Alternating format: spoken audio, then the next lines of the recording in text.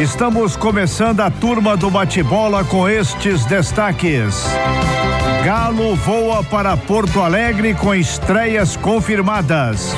Voltando ao futebol, ontem Copa do Brasil no Mineirão, amanhã Campeonato Brasileiro em Porto Alegre e na quinta-feira o clássico Cruzeiro e América, Campeonato Brasileiro, clássico doméstico no Mineirão. O Galo voando para Porto Alegre, as informações chegando com o Cláudio Rezende. A delegação, Emanuel, do Atlético deve chegar daqui meia hora a Porto Alegre, desembarque previsto às 18h45, 6h15 agora o sinal eletrônico marcando na Itatiaia.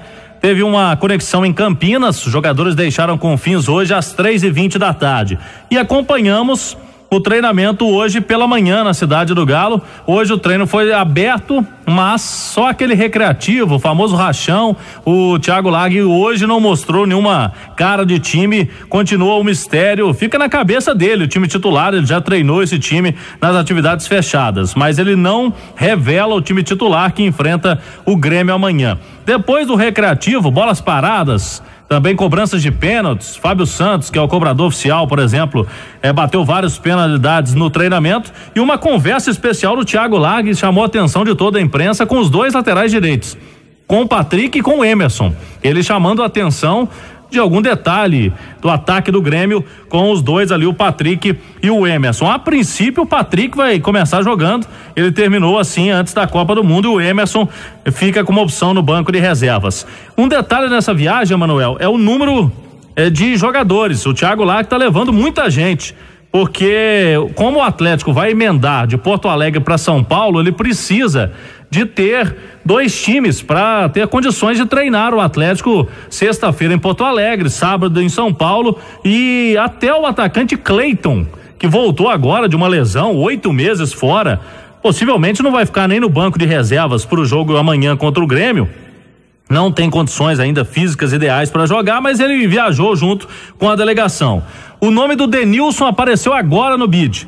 Era o último que faltava aí, ele viajou normalmente, já tinha o ok do departamento técnico do Atlético que o nome dele entraria no bid, apareceu e pode estrear amanhã também.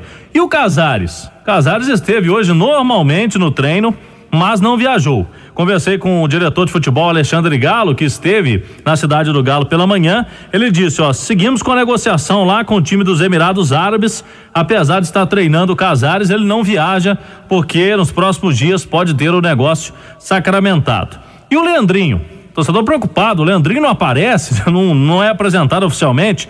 A palavra do Atlético é o seguinte: ele está fazendo trabalhos internos, ele vai passar por uma espécie de intertemporada, de uma pré-temporada, né? Porque vai demorar aí um mês para ter condições físicas de estrear. E além disso, a diretoria do Galo está esperando o contrato dele vindo lá do Napoli. Como o Galo agora viaja, só volta semana que vem a Belo Horizonte. Na semana que vem, o Leandrinho deve ser apresentado oficialmente. Daqui a pouco a gente fala de um outro jogador que está sendo especulado no Atlético, lá também no futebol italiano. Mas vamos trazer o Vitor, o goleiro do Atlético, que sem o Léo Silva é o capitão do time, e o Vitor fala conosco aqui na Itatiaia, é o seguinte: o Atlético está sendo apontado aí por muitos comentaristas da imprensa nacional como o time que vai perder mais nesta parada da Copa do Mundo, porque saiu o Roger Guedes, por exemplo, o Blanco se lesionou, o Bremer também deixou o Galo. E você, como que é a sua percepção disso, Vitor, principalmente a saída do Roger Guedes? Bom, é inegável que você não sinta, que o grupo não sinta, a torcida não sinta a perda do artilheiro do campeonato, né? E que vinha fazendo um trabalho magnífico aqui. Mas no futebol não há tempo para lamentações, o tempo é de trabalho, o tempo é de adaptar da melhor maneira possível os jogadores que vêm chegando, através do trabalho e de muito diálogo, dar confiança a esses jogadores. E foram contratações importantes, jogadores que têm muito potencial, que são competitivos, e acho que em termos de entrega, em termos técnicos, vão agregar bastante, mesmo com algumas perdas importantes, como a do Roger, do próprio Blanco, que se lesionou, que são jogadores que vinham fazendo uma grande temporada. Ô Vitor, mais do que só a perda do Roger Guedes, o Atlético mudou mais de meio time, né? Se a gente for considerar ainda que o Gabriel mudou de posição, foram 6 mudanças no time do Atlético: mudança do Gabriel, entrada do Juninho, entrada do Zé Wellison, Elias e Luan em funções diferentes. Agora no ataque, quem vai jogar do lado do Roger Guedes? O Tchará.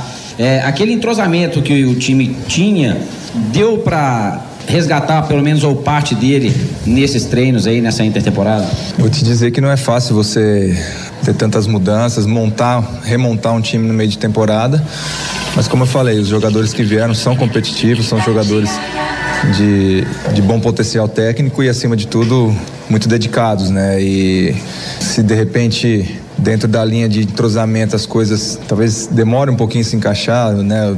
Ou demande um pouquinho de tempo, no que diz respeito à entrega, eles são jogadores de muita entrega, de muito vigor físico, né? Que podem compensar talvez um pouco dessa falta de ritmo, desse entrosamento, e podem suprir, sim, né, com maestria aí essas ausências, essas perdas que nós tivemos aí nessa janela agora de transferência. Falando muito, né, desses 2 jogos, Vitor, do retorno do campeonato, porque são 2 partidas fora de casa e o Atlético, inclusive, vai emendar a viagem, o que mostra um caráter decisivo, né? O grupo junto, mais tempo, concentrado.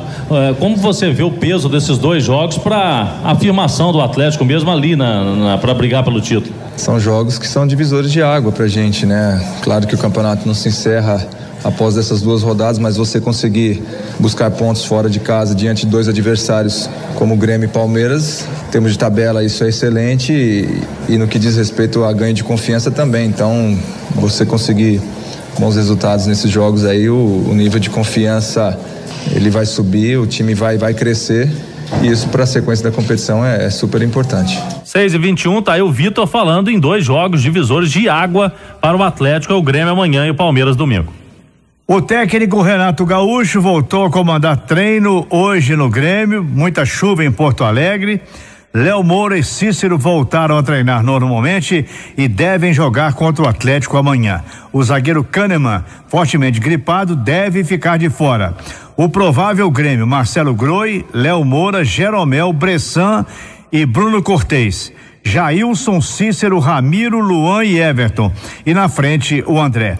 Contratado durante o recesso para a Copa do Mundo, o meio-atacante Marinho já está à disposição do técnico Renato Gaúcho. Ele deve começar no banco de reservas amanhã, mas foi um reforço contratado durante a Copa. O Marinho, conhecido, passou aqui pelo Cruzeiro, um jogador muito engraçado, mas um bom jogador. É um reforço que o Grêmio procurou para suprir a ausência de atacantes. O Grêmio também perdeu jogadores, perdeu um pouco da sua força que levou o time ao título de campeão sul-americano. É o Grêmio para amanhã. Emanuel, fica aquela dúvida, porque ontem a gente viu alguns programas de rede nacional dizendo que o Atlético foi o time, até perguntei pro Vitor a respeito, que mais vai perder aí, muitos falando sobre isso. Agora, o Galo foi o time que mais contratou também. Se não contratou ninguém assim de muito nome, né? O Atlético foi ao mercado e já sabia de perdas que poderiam acontecer, como o Bremer, o Roger Guedes, já estavam meio anunciadas, o próprio Casares, né? Que não deve permanecer, mas de qualquer forma a turma falando sobre isso. Agora, eu não sei qual vai ser a principal perda do Atlético, sinceramente, não sei qual a sua opinião, Emanuel. A dupla de volantes, porque você troca a dupla de volantes, vão jogar José Wellington e o Elias, ou a do Roger Guedes, que vinha sendo o artilheiro do campeonato e vinha decidindo lá na frente. Uma boa pergunta, um bom questionamento, né? Falta para o time, o jeito que o Atlético estava jogando, o Gustavo Blanco pesa muito. E o Roger Guedes era um atacante diferenciado, estava fazendo gol, puxando o ataque. O que fica de expectativa, de pergunta no ar, é se esses reforços contratados pelo Atlético foram bem escolhidos e se vão dar o resultado. Não importa se o jogador é barato, de onde veio, ele tem que dar resposta em campo. Muitas vezes no Atlético, no futebol mineiro, aparece um jogador sem grande motivação para a torcida e acaba dando certo. O Atlético contratou o Gustavo Blanco no América, ficou meio perdido ali na reserva. Pouca gente deu importância no Atlético ao Gustavo Blanco, que se transformou num jogador ótimo no meio-campo. O Otero mesmo chegou, ninguém conhecia o Otero, virou um jogador importante depois, né? E foi negociado agora. Por isso é que fica toda uma expectativa amanhã. Esse jogo contra o Grêmio, muito difícil por sinal, não vai definir se o jogador deu certo ou não deu certo. Mas é uma primeira amostra do que o Atlético pode ser no segundo semestre. A posição no Campeonato Brasileiro é boa, mas são jogos divisores de água Esses dois que o Atlético vai fazer nos próximos dias, amanhã em Porto Alegre e domingo contra o Palmeiras. José Wellington vai jogar, um dos reforços, o Tiará vai ser titular também, o Edinho e o Denilson ficam com opções no banco de reservas. Dos reforços, essa turma aí já viajou e podem pintar amanhã. 2 vão jogar de titulares e os outros 2 devem aparecer durante o jogo. Eu ainda aposto no Tomás Andrade para ser ali o substituto amanhã do Roger Guedes nesse time do Atlético. Eu falava sobre uma especulação, a imprensa italiana está noticiando o interesse do Atlético no Gerson. É o meio-campista que surgiu muito bem no Fluminense. 21 anos de idade ele tem hoje. Ele saiu do Fluminense muito jovem, foi para Roma, só que na Roma ele acabou não sendo utilizado. E pela intertemporada, pré-temporada lá, tá se notando que o Gerson não vai permanecer na Roma. E aí foi dada a notícia que o Atlético está interessado no empréstimo do Gerson. Mas lá na Itália mesmo se fala no Empoli, que é um outro time italiano, e a preferência da Roma era até emprestar o jogador para o futebol local lá, para eles terem um pouco mais, ver o jogador de perto, o Gerson, que é muito jovem. Conversei com o Alexandre Galo, ele falou, não passa de especulação.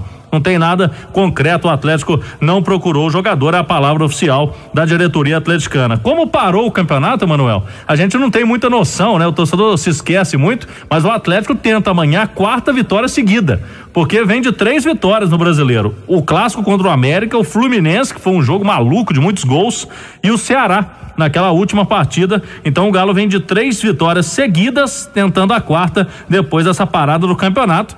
E sempre é difícil na Arena do Grêmio, mas o Galo já venceu lá em 2013, inclusive estivemos nesse jogo com muita chuva, o Atlético venceu o Grêmio. Depois de lá pra cá já não vem tendo tanta sorte assim, não vem jogando, o Grêmio sempre impondo nos últimos jogos, o Galo tentando quebrar a escrita do Grêmio de alguns anos, aí a última vitória lá em 2013. Com Credicom Veículos Acompanhando tanto é o Vitor no gol, o Patrick. A zaga vai ter uma mudança, o Gabriel, ele sai daquele lado esquerdo, porque ele sempre vem jogando do lado esquerdo, agora ele vai pro lado direito da zaga e quem joga pelo lado esquerdo é o Juninho, até por ser canhoto, jogador que veio do Palmeiras. E na esquerda, o Fábio Santos. O meio campo vai ter o José Wellington com o Elias e o Luan. Vai funcionar como 3 volantes mesmo. O Luan jogando ali de armador, de volante, e lá no ataque o Tomás Andrade deve jogar pelo lado esquerdo, o Tiará pelo lado direito e o Ricardo Oliveira agora, um homem gol. O Bom Pastor tá de volta também ao Brasileirão. É esse o Galo anunciado amanhã contra o Grêmio. São